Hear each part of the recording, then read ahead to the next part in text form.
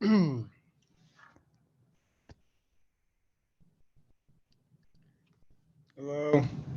Hello. Yeah, I changed my name there. Yes, I see.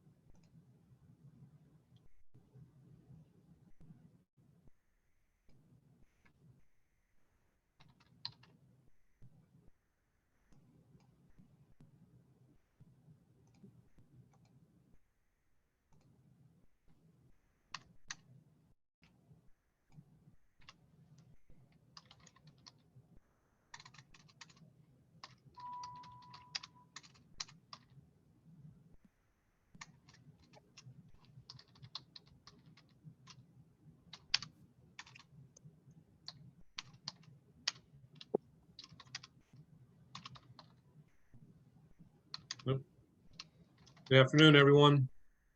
Good afternoon. Oh. Hey, Tom. Hello. Hello. Hello.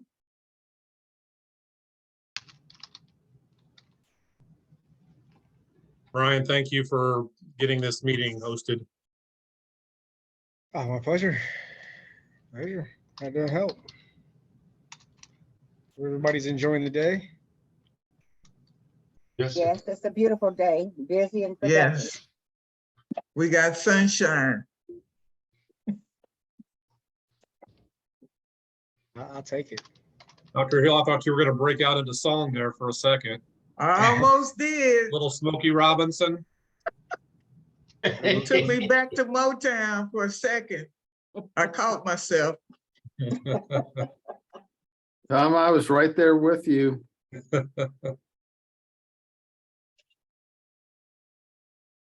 Dr. Hill, if you sing lead, Tom and I will try and do some backups.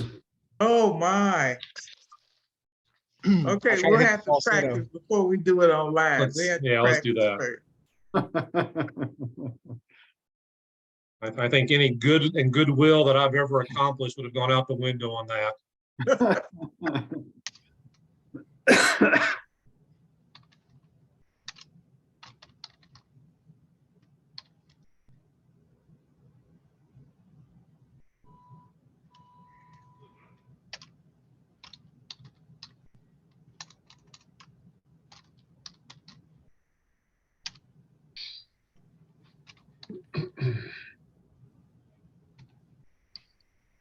Maybe 2 more minutes, just to allow everyone to kind of get in. Did anyone have any problems with the link that was sent out?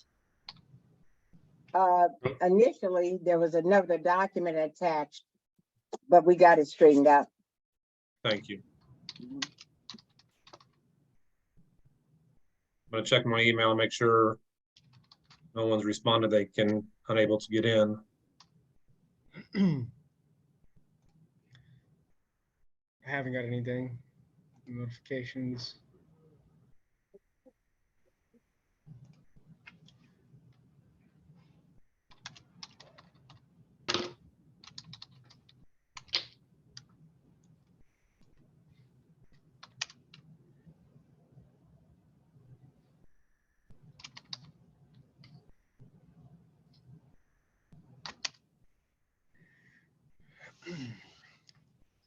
I am down here on the 5th floor conference room too, just in case anybody shows up. Well, thank you, Brian. Appreciate that. Utilizing the space, if available.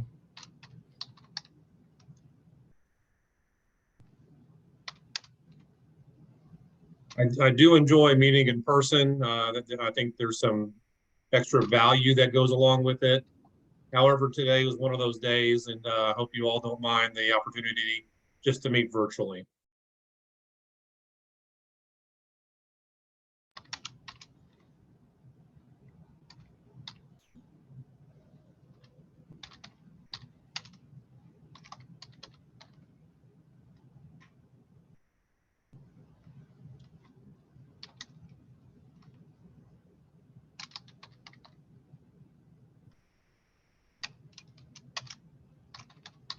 Well, if everyone's comfortable, let's go ahead and get started. I want to be respectful of everyone's time. Good afternoon, everybody, and welcome to the Unified Government Task Force for Neighbors in Need and Unhoused Residents. I see some familiar faces, and so I hope you all are doing well. I have a quick question for the entire group. Does it just seem like you're busier now more than ever? I think it's the season, Tom. The sun is out. We're all just like aching to be busy. And yes, it is busy. I know the real estate market has definitely picked up like all of a sudden towards late February. Fran, that's interesting that you mentioned that. So I'd like to visit with you a little bit about that during this meeting. So just let's put a pin in that. No problem. Thank you. And I was going to share that I think we picked up a larger number of folks because we've had folks standing in line from the front door all the way out to the street sidewalk to enter into the building for the food kitchen today. And it's because the COVID food stamps have been discontinued for a lot of people. So there's a increased need. Ms. Penn, when did that take place? Was it just over the weekend or something? No, there were different dates given to the various clients. It depended on when the Department of Children and Families authorized their allocation.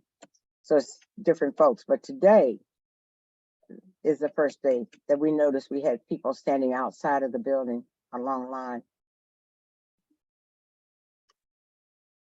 Just, I'm curious, were there kind of faces that you may have recognized from a couple of years ago that maybe because of that opportunity, they didn't come to Willow, but now they're coming back?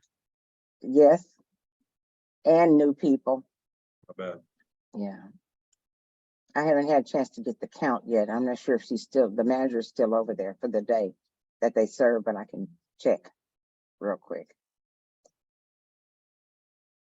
Andrea Tapio, who's also a co-chair, emailed this morning and said she was feeling ill, so she would not be participating. Dr. Hill, if you don't mind, as kind of the co-chair and also the lead for the focus area on resources, do you mind kind of taking over and providing an update, please? Sure. I'll give a little short update. I had the opportunity to meet with Pam Smart and Randy Colston this month just to hear some ideas along with, I think, the executive director with Crosslines, I think. And we met at Mount Carmel and just talked a little bit about some housing opportunities. We had also met with in other parts of the country. That's what he's talking about. And possibly if there were some good affordable housing opportunities, maybe these are locations we might be able to visit. We also went and talked, Andrea Tapia and myself went to talk to Mayor Gardner about how do we present a proposal? Like if we had a proposal, what is the process for presenting the proposal? And he shared that we could take our time, maybe in June, if we had it all completed, we could make a proposal to the commissioners, and at that time it would either be approved or at least be an information piece for the commissioners. And then I want to leave a space for both Randy and Pam if they would like to add some information, and also Brian Perez sent over some information concerning Cafe Momentum, and Cafe Momentum has to do with a program for wayward youth that went to culinary opportunity where they learn, and in the same area they have some housing, affordable housing in the same project area. And I think that was in Dallas. So we talked about that. And I want to just leave it open in case, if that's okay with you, Tom, if Randy or Pam would like to add a little bit more, or and also Brian.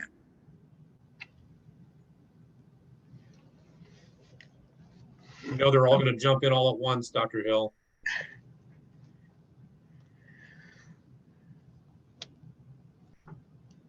There we go. Sorry about that. Okay. Go ahead, Pam. To ditto off of what Dr. Hill said, we spent about a couple of hours just kind of discussing the barriers and how we can get around the barriers, and how maybe the best approach would be to look at what some other cities are doing who have considerable likenesses as ours, as in the amount of people that we see daily, the data that Willa Gill certainly collects on a day-to-day basis. We also talked about, barriers, visiting other sites, and then a proposal. What would a proposal look like? We thought it was very important that we worked collectively to put together something that was all inclusive of everything that we see as being a barrier and a solution. So that's kind of where we, I think, stopped. We ended up with several pages of notes, and we'll be reconvening, I think, next week.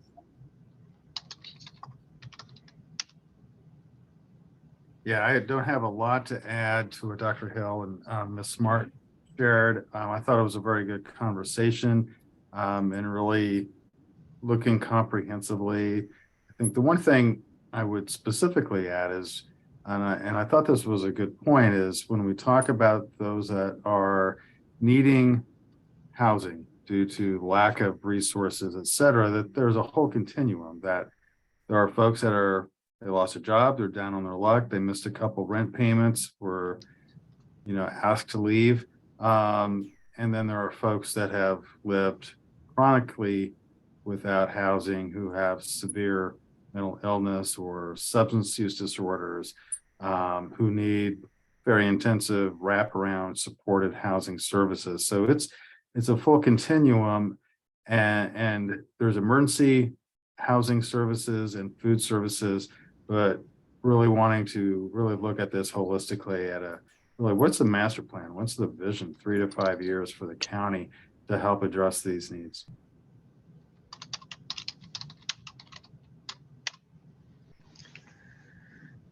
Okay. Which is to kind of follow up with what Dr. Hill was talking about in regards to the Cafe Momentum. They're looking at some different places in regards to utilizing for unhoused residents. One of the kind of partners was going to be a Cafe Momentum. Cafe Momentum is a program that allows teenagers, at-risk youth, to go and serve food to people of need. And they were thinking about maybe partnering up with them to kind of help, maybe even see if they could, have a location here, which is all in sight. Because I think with the Cafe Momentum, they actually make the food and then they deliver it.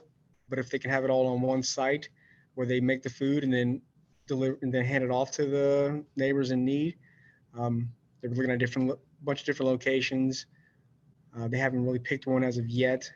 But some of the people that they were kind of modeling this after was, I believe, San Antonio, Houston, Louisville, and Boston have different programs that we may want to look into. To your point, Randy, as well, with the master plan, I kind of tap in on Alyssa, maybe give a little update on that. But we did attend a Justice 40 program, which was last week, that has to do with environmental justice, and that can touch anything from housing to where they're placing parks, things like that, and kind of help with some of the master plan that's coming up here pretty soon. So those are some things that we're looking into as well. But I think that's going to be a good start for a lot of different stuff that's going on here in Kansas City, Kansas. So we'll keep you guys posted, or I'll send some information out there to you once we compile it all. But it was some good takeaways. I think we spoke with somebody out in Oakland who's working with a partner agreement with, I think it was the port authorities out there. And I didn't get a chance to dive into it too deep, but there was a lot of work put in on both sides from the Port Authority as well as her organization. And it just helps to build like a partners agreement with a lot of different organizations that we have here. So that way everybody's on the same page, and that way you can kind of come to a resolution of some different policy changes and or procedures here. So that's just kind of a little update. Thank you, Brian, and Randy and Pam. Brian, one quick question. One might ask the question, what does serving at-risk youth, what does that have to do with unhoused residents and neighbors in need? They may ask that question. So would you mind just explaining how we might pull all that together? Yeah, so I think the main need was kind of helping these at-risk youth keep busy, as well as teaching them culinary skills, life lessons, and it also allows the work they're doing to combine with people who do need help. So if they're already making the food, preparing it, and then they won't have to deliver it per se, it can kind of go hand in hand. So that way they know that the work that they're doing is going to be helpful for residents. And people are always in need for food right now, especially I think a lot of places are food deserts. And if they can help facilitate people in cafeteria style, I think that was kind of the main thing. But like I said, it was one thing that we're still looking into. So I think Houston was one of them that was actually working on that. So I got to do some more research on how their model is working. Okay. Thank you. Dr. Hill, may I ask Brian a question, please? Oh, sure. Brian, is that model, it seems similar to Cafe Connect? Because my understanding that the young people that work in Cafe Connect are young people that are aging out of foster care. So maybe that's a program here that is in our backyard that we may be able to glean from and learn some things from what they're doing. They have quite a few young people that work there, help prepare meals, work cash register, do all those things. And they're the young people in our community that are aging out of foster care. So it sounds very similar to what you're talking about, with the exception of cafeteria staff, if that's helpful. Okay, yeah, no, I'm taking notes of that too. So I'll share these out with you guys at the end of our meeting as well. But I'll definitely look into that. And I believe it was brought to the attention of one of the people that I work with in the mayor's office. So I'll kind of tap in on his suggestions and see if there's any best practices, or if we can utilize them as well.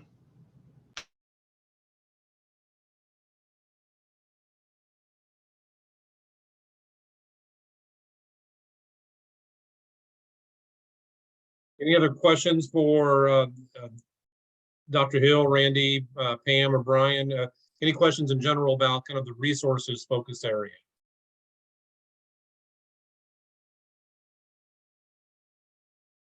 Dr. Hill, I have any? a question, but Please. I could provide. I just wanted to catch what has been mentioned a couple of times. Alyssa Marcy, long range planner in the planning department. So just in terms of finding opportunities to get housing solutions in front of the commission. We have a citywide comprehensive plan update that is going on, and actually Dwayne Bright here, he is the housing coordinator who's specifically focusing on the housing chapter, but that is definitely an opportunity to have some solutions codified or some projects put in there that are codified in the government. So I don't know if Dwayne, you want to go into the housing piece, but I just wanted to let everyone know there's a lot of different events and engagement opportunities. And obviously it is my hope that whatever you do as community experts can be funneled into that, because you're already doing the work. Let's, not reinvent the wheel. You're the experts, so.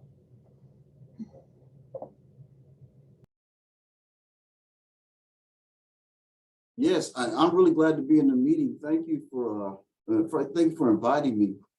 They're forming a new somewhat of a task force with the core four. And we had a meeting just on this past week down at the Mid-America Regional Council.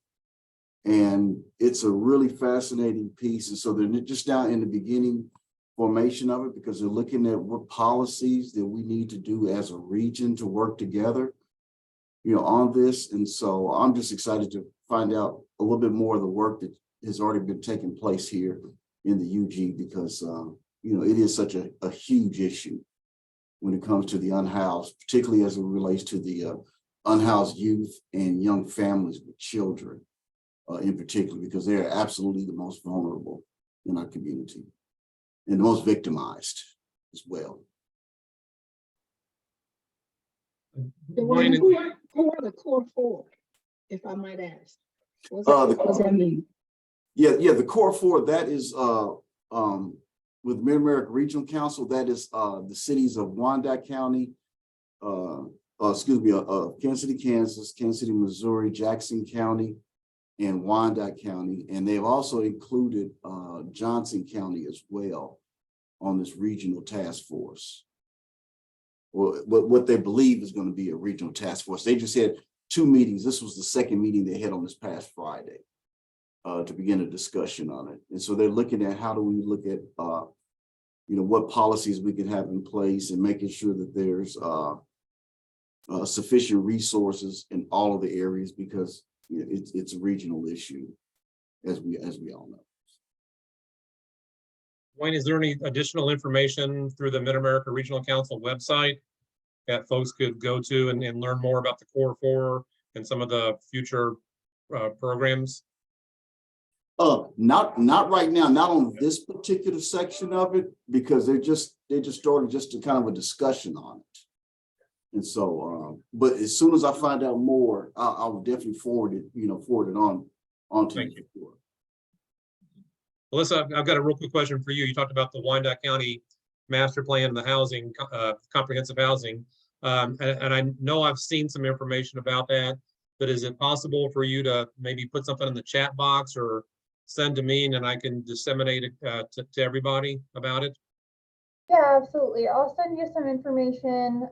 We also are doing a completely transparent planning process where we're inviting the community to every internal meeting, so it no longer will be internal. And I will also say, Dwayne did a housing assessment and did a really great presentation that I can, or Dwayne, if you want to share, we can send to you. That just, I mean, it kind of tells you what you already know, right? But it's pretty stark, and there's some really impactful images and maps that I think puts the problem into the perspective for some of the commissioners. So Thank you.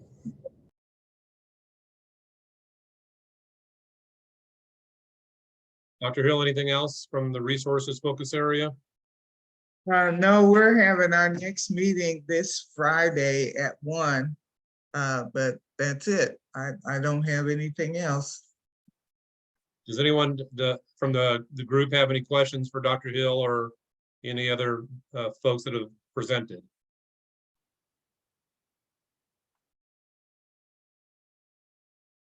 I will say this, Tom. I had an individual just ask me, why do we keep having these meetings? So would you like to explain why we're having these meetings on a monthly basis? Absolutely. Well, I'm going to give you one person's opinion on why these meetings are continuing to take place. How's that? Okay. As a matter of fact, I was going to maybe bring that up. So we've been at this for about a year now, I believe, with the task force. And when we first initiated this or had the opportunity to be a part of this, it was at least clear to me. I don't know if it was clear to everybody else on the task force that no easy solutions were going to be had. What we are working on, what we are working towards, has been in place for decades, if not a heck of a lot longer. Those institutional situations that were causing homelessness, that were causing economic insecurity, were causing racism and racist problems, all the redlining, all of those things did not happen overnight, nor do I think that the solutions would ever happen overnight. But this task force has continued to do a couple things, in my opinion. Number one, and this has probably been the most impactful and important for me, is the ability for a lot of diverse voices to come together and visit. Yes, I know we're close, tight-knit, small community, but we all get busy, and a lot of the folks that are in this room right now, I have not had a chance to sit down and visit with in prior commitment. But this task force has allowed that to start to happen. And just that sharing of information, sharing of contact, sharing of resources, I think has been very, very impactful. I think it's also provided us an opportunity to maybe understand each of the different agencies, the city departments, the different geographic regions in Wyandotte County a little bit better now that we've all come together. So I don't think we're going to come up with any easy solutions for this enormous, long-standing problems.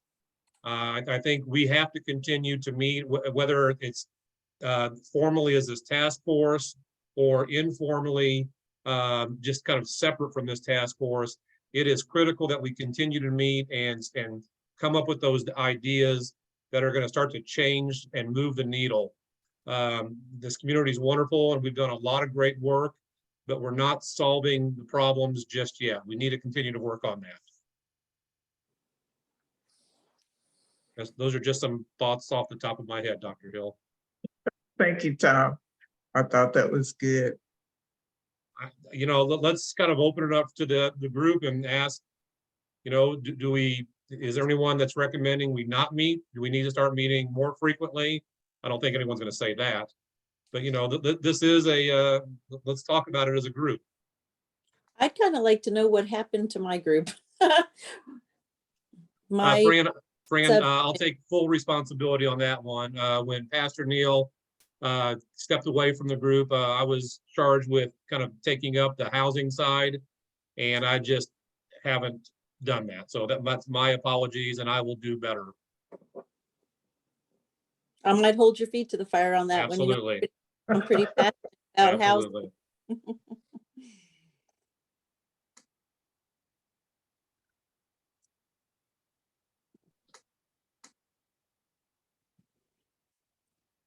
Well, you have my email. I believe you have Dr. Hill's email. If there's anything you'd like to visit about in private, or just ask some questions, please reach out to either myself, Dr. Hill, or Andrea Tapia. I don't know if we have too much more on the agenda. I would like to kind of maybe go around the room, and if there's any updates, agency updates, any opportunities, any upcoming events that the group should be made aware of, please let's share that.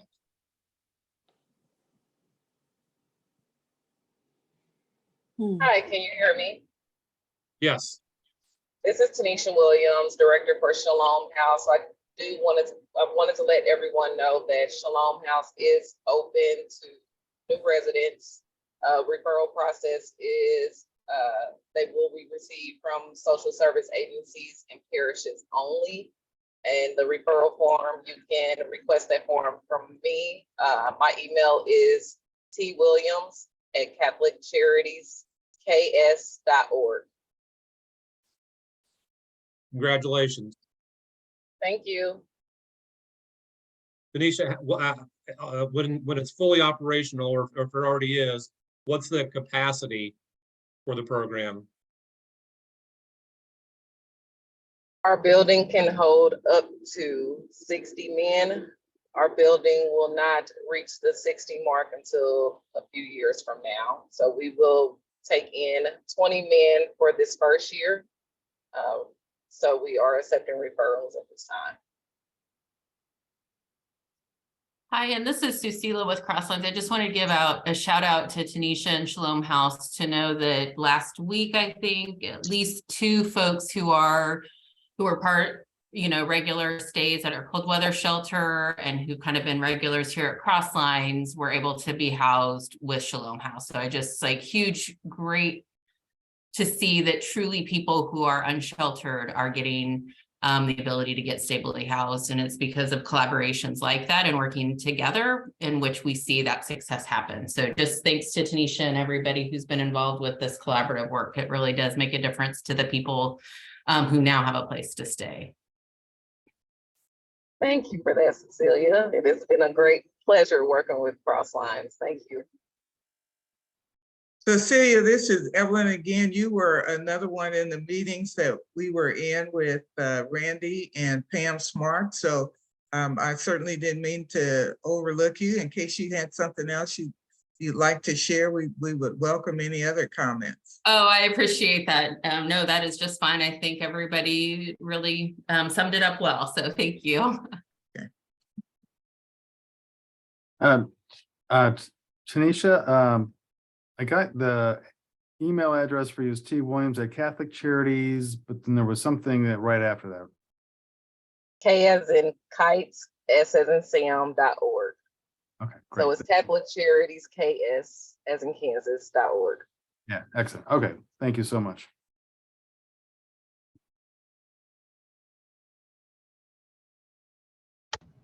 Fran, you were talking about kind of the housing market catching a little fire again. You want to maybe share some thoughts on what's happening here in the community?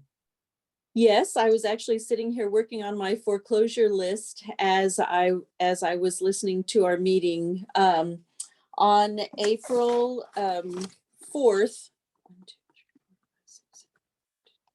On April 4th, there were 13 homes in the foreclosure sale in Wyandotte County. And to me, that is a little bit like failure, because that is 13 families that I was not able, for one reason or another, to keep in their homes. But here coming up this coming Tuesday, there are only 4 homes in the sale. I'm familiar with two of the four on a personal level, just like having met with the people that own them or did own them or continue to own them, I should say. Sorry about that. And then upcoming, we just have a small handful. I am working with CHWC on one of my foreclosures right now to try to maybe put together a program that we might be able to use on future properties with people that are facing foreclosure that want to stay in their homes. And the reason that that's important to me is obviously I'm a real estate broker and I feel like you have to have a home is where your heart is, but because we do not have a lot of or any affordable housing in Wyandotte County, and the number of rentals that we have available for Wyandotte County residents is minimal. So it's more important for people to be able to stay in their homes. So the need for grants and other opportunities to keep people in their homes is more important than ever. So I'm trying to do my first one with CHWC right now to see if we can maybe pilot something that's going to be sustainable in the future for people that want and can stay in their homes. As far as the overall real estate market is concerned, we are back to where we were last January, where houses are selling, within 2 to 3 days on the market, multiple offers, over list price. What we are experiencing, we did experience a market correction last year. And what that means to sellers today is that your house is still going to sell for a considerable amount of money over what you probably think it's worth. But we are not as crazy priced, for lack of a better word. So if I believe that a house should sell around 200, I'm probably going to list it at 200, and it's probably going to sell, within a couple days, maybe for 210 or 205, but it's not going to sell for 240 with a $20,000 appraisal gap. And, you're pledging your firstborn child to be able to get the house, right? So we're now falling into a more realistic line. And to some degree, we have also seen some drop in our pricing. I'm finding that we're listing a few more 165s and 185s where we weren't doing that, last year at all. But the 165 I listed last week did go under contract for 180. And the 185 I'm going to list this week might go under contract for 200. But we're still within a more reasonably balanced market. We do not have as many buyers as we did last year. And I think that we can attribute that to the increase in the rates, because the amount of house that people are now affording is less. I believe that the statistic that I saw, that if you were buying a house in December before the rate hike, a $300,000 house had a $1,200 house payment. And after all the rate hikes, that same $300,000 house now had a house payment of $1,900 versus $1,200. So it was a considerable increase in payment. So people are purchasing less, which has attributed to our stabilized pricing. Now, do we have affordable housing yet? No. Are we seeing cheap houses? No. But it did pick up quite a bit. I would say right around mid-February. I have sold, I have the 36 unit complex at 58th and Leavenworth Road under contract right now. A gentleman passed away, and I was privileged to be able to list all of his properties.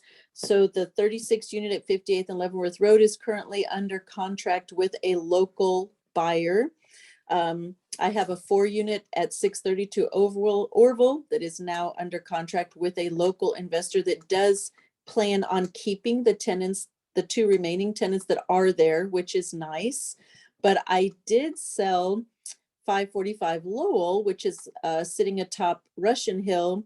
I listed it for $1 million because of the view. It's a beautiful view, but I did sell it at 850, and I do not believe that the owner that purchased that intends to keep the remaining tenants that are there, which is sad for me, because that was at the old, with the old owner and the way that the old owner self-managed, those were affordable apartments, and those will no longer be affordable apartments. Those are going to be remodeled and they will become market rate apartments. So I believe that there were maybe still 7 of the 12 units were occupied. So now we have 7 new people that are going to be looking for affordable housing in Wyandotte County. And I've met all 7 of them, and they are not people that are making $100,000 a year. They're probably people that are living on government assistance, and they're not going to be looking to spend crazy amounts on housing. But that's where we're at right now. Thank you, Fran. Any questions?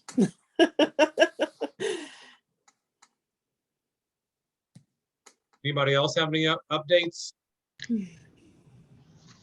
This is Andra Penn. Can you hear me?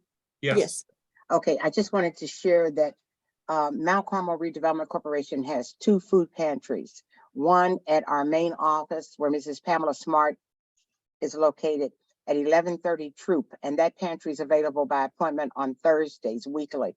At the Willa Gill Center, we have a food pantry available on a Monday through Friday daily basis. However, we have identified the various housing apartment units in our geographical area and reached out to those through the management of each of those housing facilities and invited those folks who are potentially and we know are eligible for additional food assistance. So this week, the 17th through the 21st, we are serving the residents from the townhouse apartment complex at 7th and State, formerly Crosslines. So those folks will be coming in from 2:30 to 4:30 in the afternoon. So in the mornings, if we have other folks who need help, we can assist them.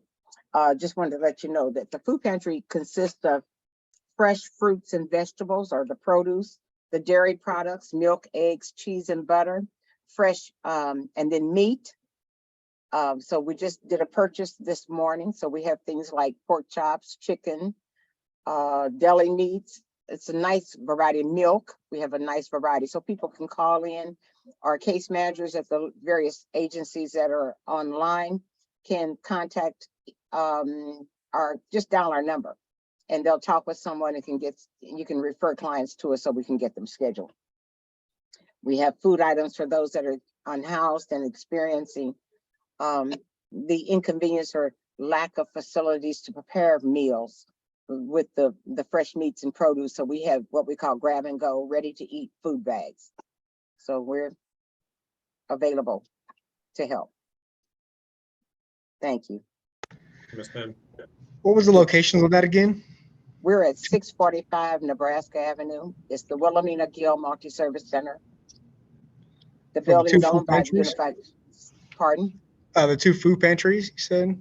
No, one food pantry is at our main office of Mount Carmel Redevelopment Corporation, 1130 Troop, and it's open on Thursdays, 10 a.m. to 2 p.m. People need to call 913-4111 for an appointment there.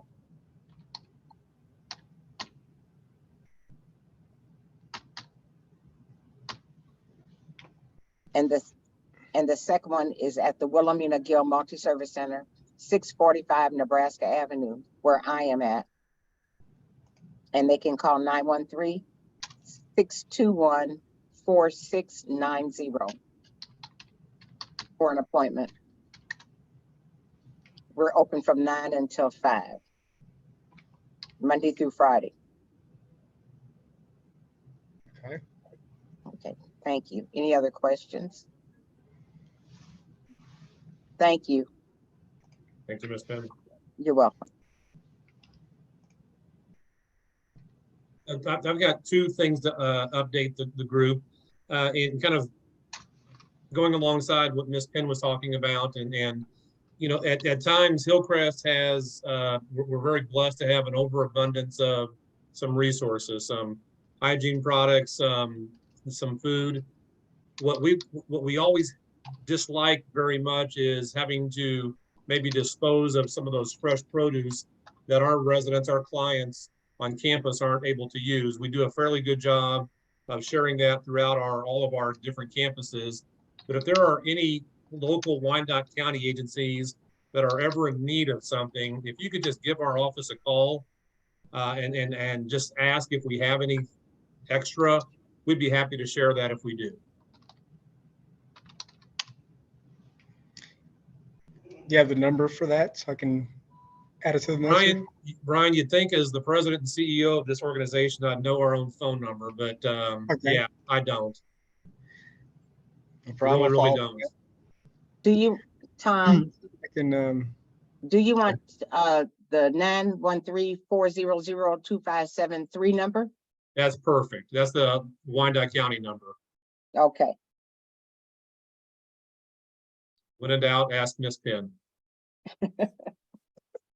Thank you. The other update that I have, and real quick, and it really doesn't impact Wyandotte County, but I'm just proud of it and I want to share it. Hillcrest has recently purchased an 11-unit facility in Independence, Missouri, that we are replicating our youth program in Wyandotte County now. We'll be replicating that into Independence in the Jackson County communities. And that's for individuals 16 to 24 years of age, really focusing on that 16 to 19 years of age.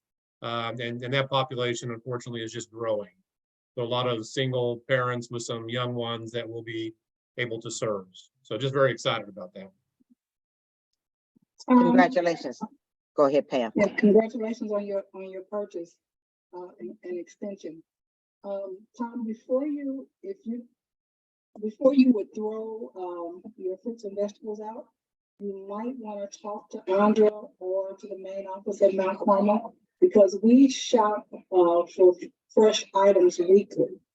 And so if there's something that we don't have to buy, that helps our money stretch and we can help more people.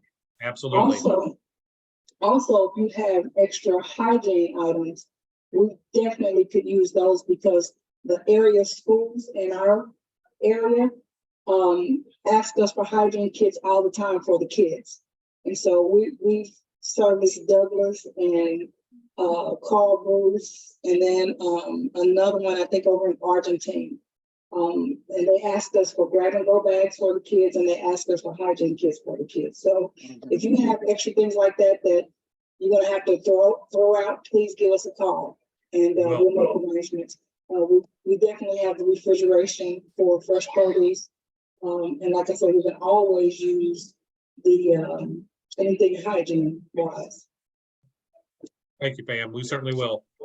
And thanks, Pam. I was just about to mention about the produce, because if there's someone from your office that can bring those items over, if you have excess during the morning before 1 o'clock would be best, before the people leave. If there's excess. Thanks.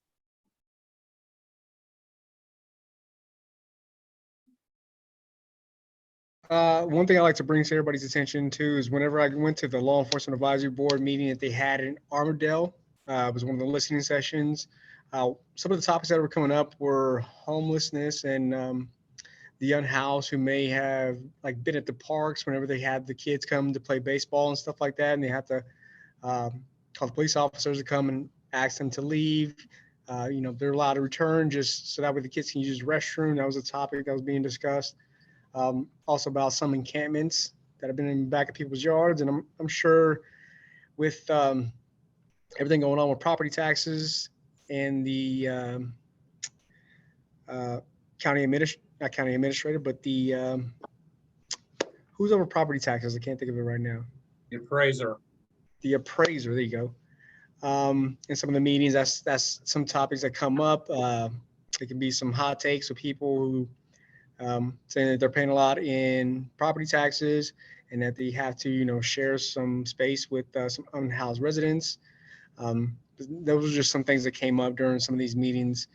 So those are some policies and procedures that they're looking into, but just be advised.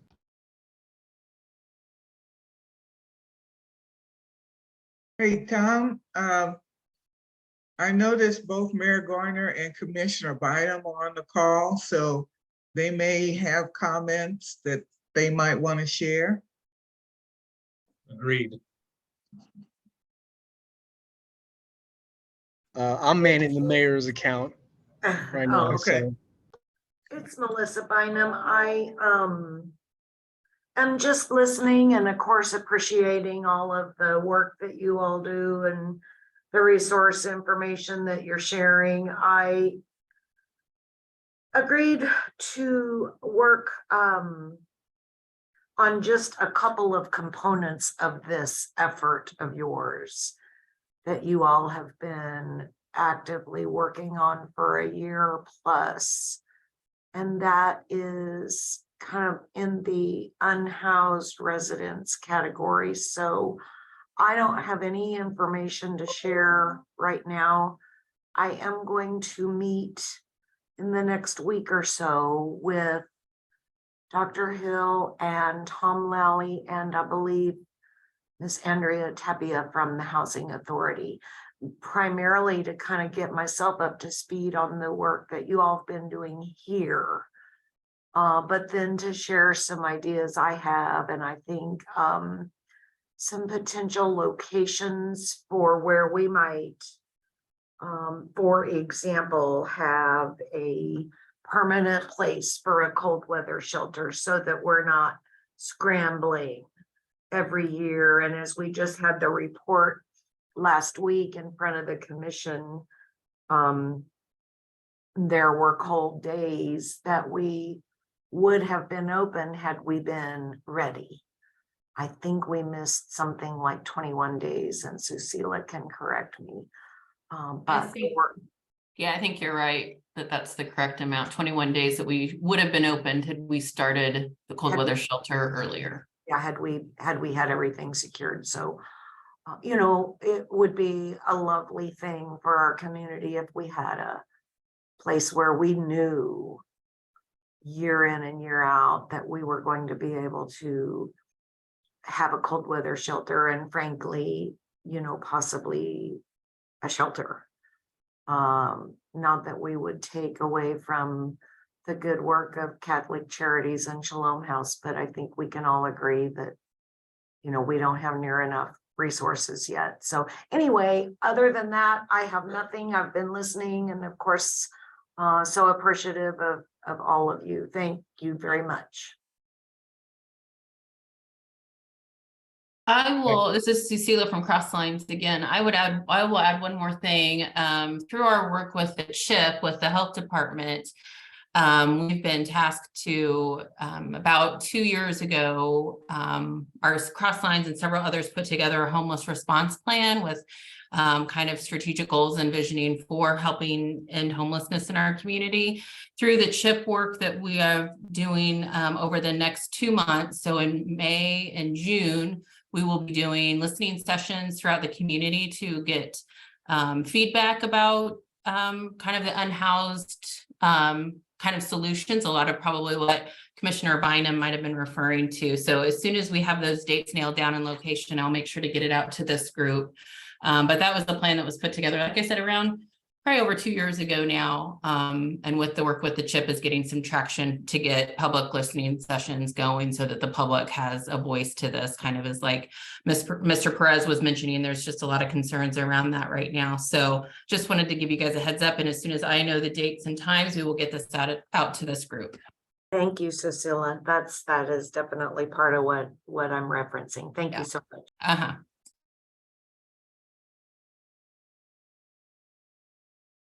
Ladies and gentlemen, any last words? There's still a little bit of sunshine left for the day. I hope everyone gets to enjoy it. Thank you, everyone. Let's stay in contact. Thank you. Have a good day. Thanks.